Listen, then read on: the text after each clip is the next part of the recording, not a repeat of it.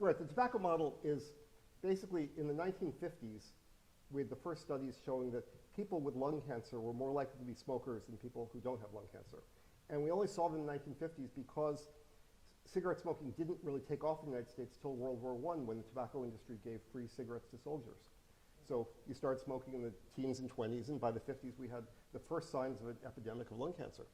And Hill and Knowlton went to the tobacco industry and said, if you accept the fact that tobacco causes lung cancer, your industry's in trouble.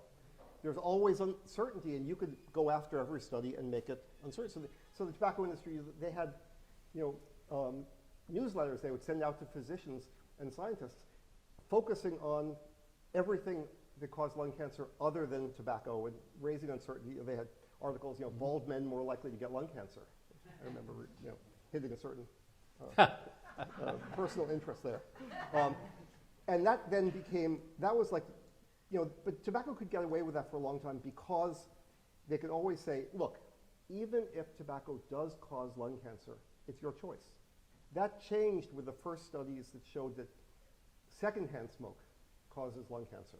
If you live with a smoker, if you're a bartender and you don't smoke, you're still exposed to enough tobacco to increase the risk of cancer. At that point, tobacco had to really take on this issue, and they had to be much more creative.